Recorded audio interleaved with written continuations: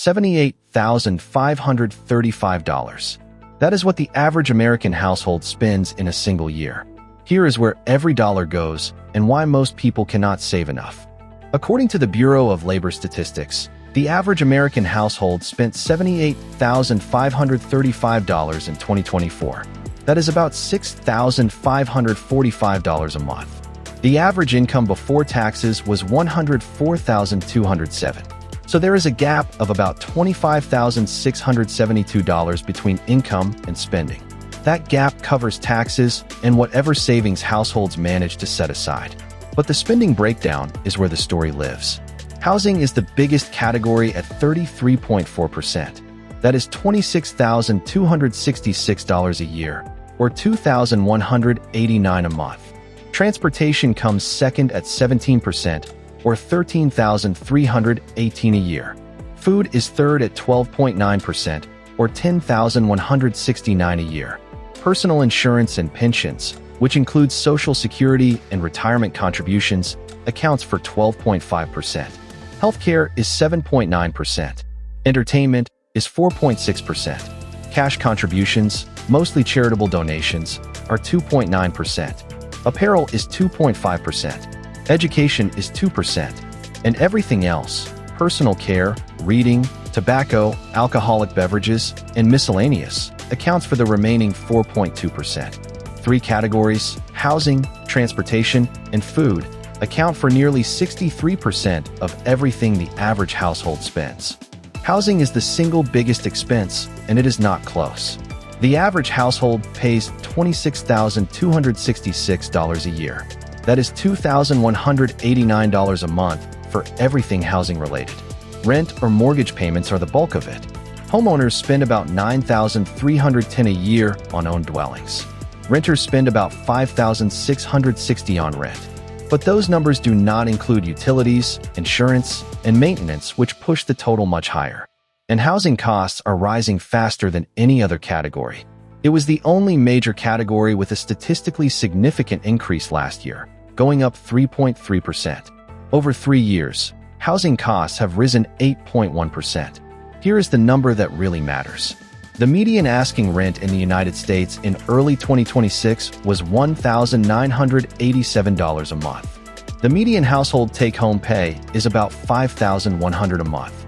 That means rent alone consumes nearly 39% of take-home pay before you pay for anything else. The standard rule of thumb says housing should be no more than 30% of income. Nearly 49.7% of American renters, about half, are cost-burdened, meaning they spend more than 30% of income on housing. That is up from 40.6% in 2019, a 9.1 percentage point increase in 6 years. That is not a fluctuation. That is a structural shift in affordability. Transportation is the second biggest expense at $13,318 a year. That is $1,110 a month. Vehicle purchases are the largest piece at about $5,337 a year. Gasoline and motor oil cost about $2,411. But the number that jumps out is vehicle insurance. Car insurance costs have risen 25.2% over the last 3 years. In 2024 alone, vehicle insurance jumped 12.3%. The average household now spends $1,993 a year on car insurance alone. That is up from $1,592 in 2022. An extra $400 a year that households had no choice but to absorb. Public transportation, including flights and trains, costs about $1,131. Maintenance and repairs add about $1,213. The takeaway is that transportation costs are not optional for most Americans. You need a car to get to work, and the cost of keeping that car on the road has climbed faster than almost any other category. Food costs the average household $10,169 a year. That is $847 a month. About 61% goes to groceries at $6,224 a year.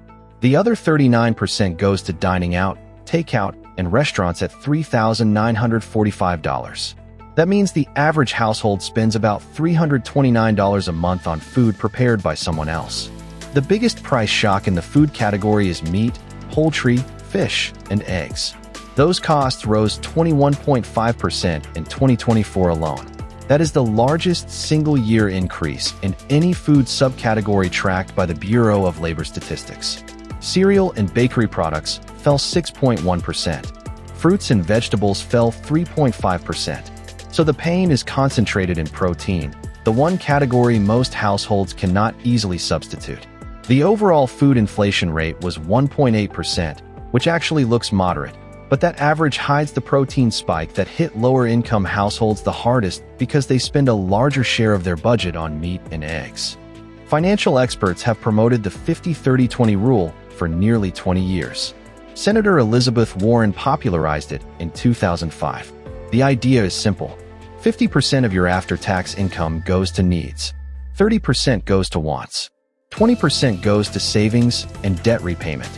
On the median U.S. household income of about $80,610, that would mean about $40,305 for needs, $24,183 for wants, and $16,122 for savings every year. Here's the problem. According to Bureau of Labor Statistics data, the average household now spends 62% of after-tax income on needs. Not 50, 62. Housing alone is 33.4%. Transportation is 17%. Food is 12.9%. Healthcare is 7.9%. Those four categories alone account for 71.2% of total spending before you even touch wants or savings. The original 50-30-20 rule assumed housing costs of about 25 to 30%. We are now at 33.4% and climbing. Multiple certified financial planners now recommend a modified 60-20-20 split instead. 60% needs, 20% wants, 20% savings. That is more realistic for most households in 2026.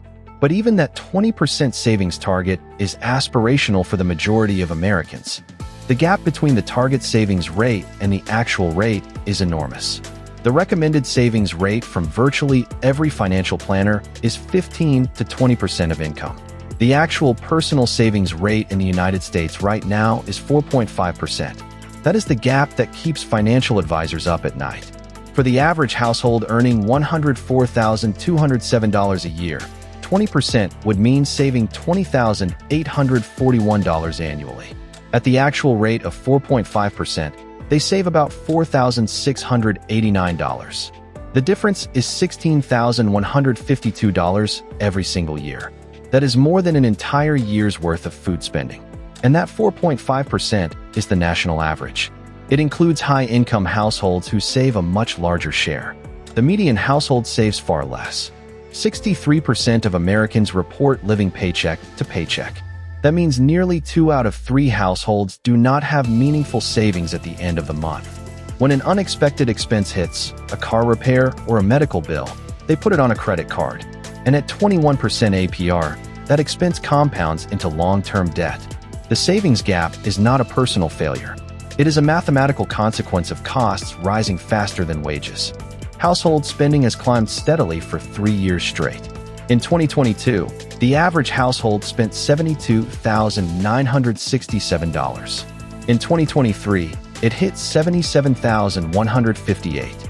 And in 2024, it reached $78,535. That is a 7.6% increase over 3 years. Housing led the charge, up 8.1%. Food rose 8.8%. Transportation climbed 8.3%. The only category that rose faster was vehicle insurance at 25.2% over 3 years. These are not luxury upgrades. These are the rising cost of the same life.